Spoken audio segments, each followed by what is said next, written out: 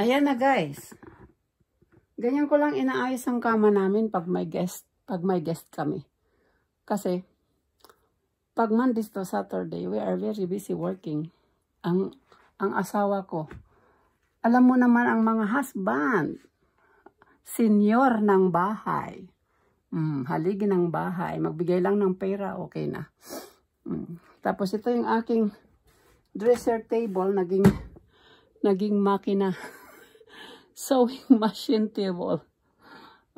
Tapos yan yung mga regalo ng mga baby ko nung maliit sila. Pag nag-abroad sila, may sa New York, may sa Japan. This is from Russia. Yun. Yan, mga regalo ng mga anak ko pag nag-mierda sa abroad. Yan. Tapos ganyan lang yan guys. Oh. Wala kaming kayamanan. Ang kayamanan namin, the children, the kids. Yun ang aming mga kayamanan. Yun. Tapos, look. I'm getting ready na my maleta.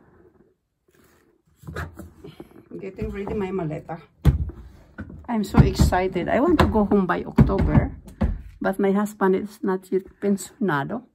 At hindi ko naman siya maiwan dito sa Madrid. So, I'm asking him na payagan din ako sa February to celebrate my 67th birthday sa mga hawak kamay family.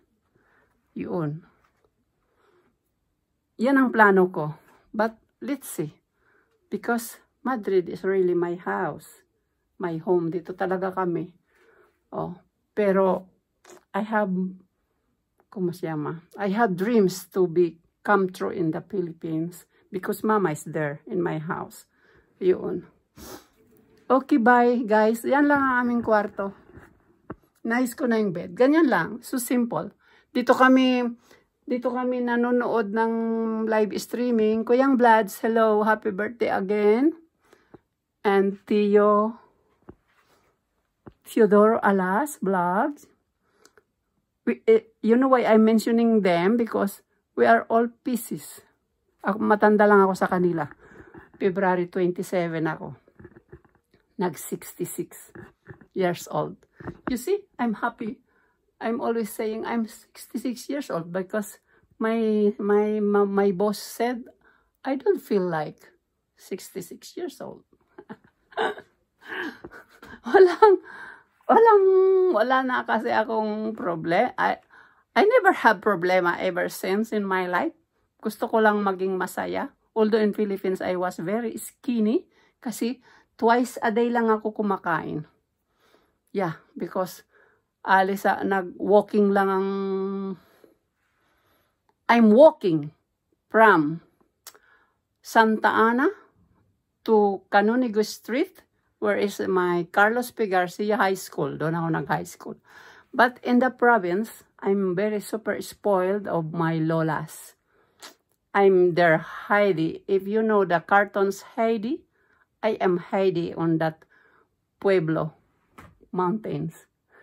With dogs and carabaos. Yun ang aking mga alaga. And manok and baboy and ako lahat. Kaya hindi na, when I get out the Philippines, I don't like to eat eggs and baboy. Kasi I will smell, akong tagalinis ng koral, ng ano ba to? Yung tulugan ng baboy. Every morning yan. And I was that 6 years old or 7 or 8. Elementary grades. You know what happened? The night after graduation, my lola, wake me up madrugada, very early in the morning, para isakay ako sa barko alone traveling to Manila. Yung barko pa noon, yung mga Sweet Lines, yung Sweet Grace Lines, I remember. Yun. That was my experience. So hopefully, sana, hindi ako alone in my life. Kasi my dad is seaman. Alam nyo na ang seaman.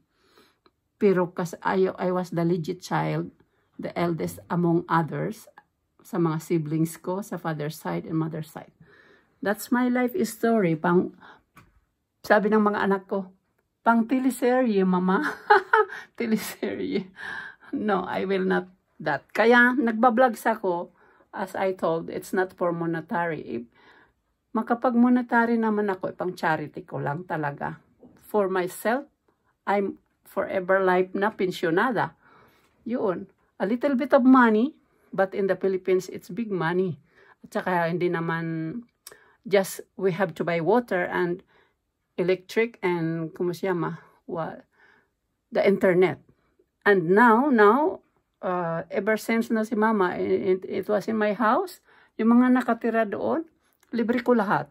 Yun. May sweldo pa. Yung yaya ko, 10,000 pa sweldo ko sa kanya to take care of mama.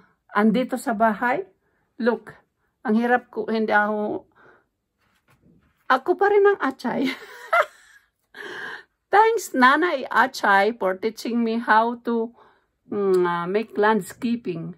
And thank you, my children. Binigyan na nila ako ng bagong stick, yung palo. Ito hawak ko ngayon. Aber, punta nga ako sa banyo, makita nyo. Kasi yung lumang stick nila, nung birthday ko ng 66, nalaglag ang cellphone ko, pinagawa namin last Sunday. Ito ngayon siya. Ito yung bago. Yung luma ng mga anak ko, tumitimblang. Nalaglag ng birthday ko. Yung pamasko, pa-birthday, laglag si cellphone. Kaya 2 days ako lang cellphone, okay lang naman. I can survive without cellphone. Okay, bye. That's it. Masyado akong magkwento. Pag natuto na akong mag-live streaming, hopefully, Happy said we have to buy that sound card. Hi! Makikita niyo ako. Everyday singing. Pag pensionado na ako, wala na akong magawa. Dito lang sa bahay. Ayun.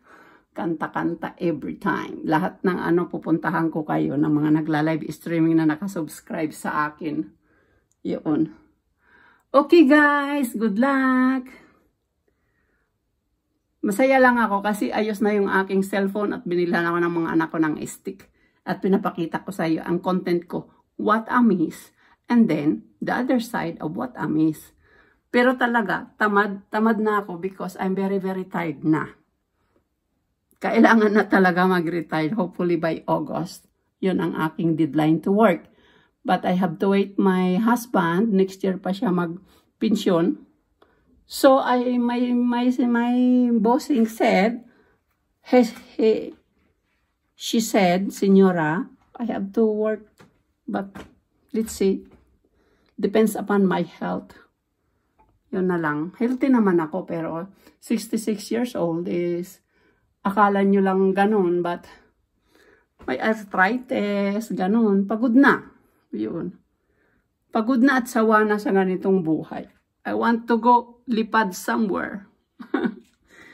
Okay, good night. That's it. Mamaya na lang pagdating ng mga anak ko. Datatnan na ako. Hindi pa ako nakaligo. Bye-bye.